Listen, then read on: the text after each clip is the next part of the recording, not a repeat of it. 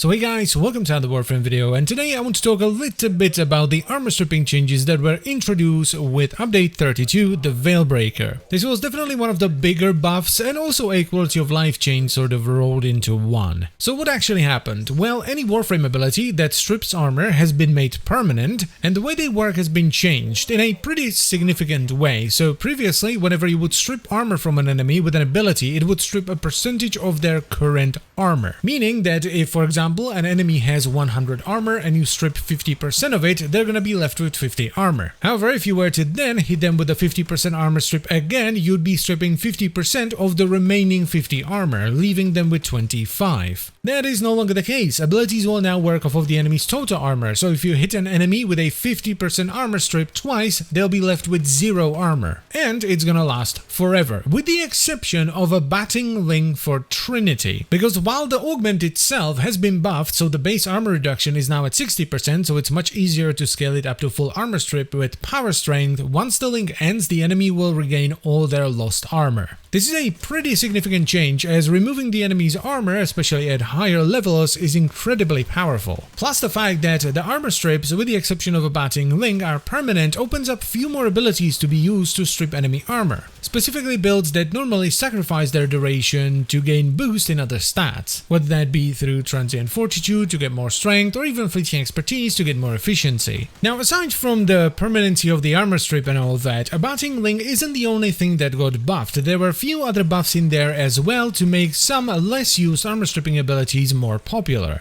First one on the list is Avalanche from Frost, where the base armor strip has been changed from 40% to 60%, so it's once again easier to get a full armor strip through power strength. The bigger buff here by far though is that the armor strip is permanent. This is one of the abilities that really benefits from this, because the way it would previously work is the enemies would only have their armor reduced for as long as they were frozen, and the freeze was based on your duration. And you wouldn't normally have any on a build that heavily uses Avalanche, as you would sacrifice your duration for more efficiency and strength. This was a pretty significant buff for all Frost builds that use Avalanche, as most of them basically got full armor strip, as you would normally go for more than enough power strength to get well over 100% armor strip. The second buff has to do with Necros' Terrify, where the armor reduction went from base 20% to base 60%. This is a very nice buff as well, because previously you wouldn't even think about Necros as an armor stripping warframe since the base percentage was so low. But now you just need a little bit of extra power strength and you can get full armor strip on Terrify.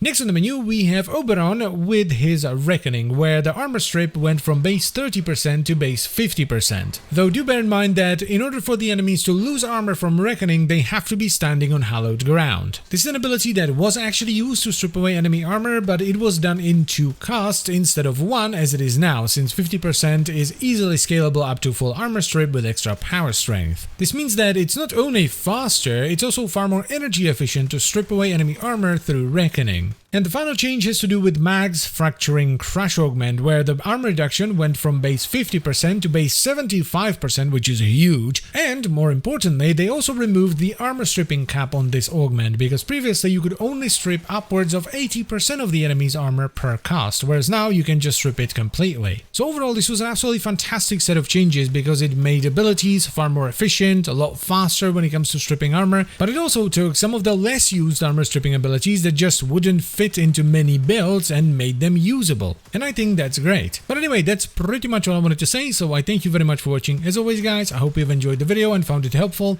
and I will see you next time. Bye bye.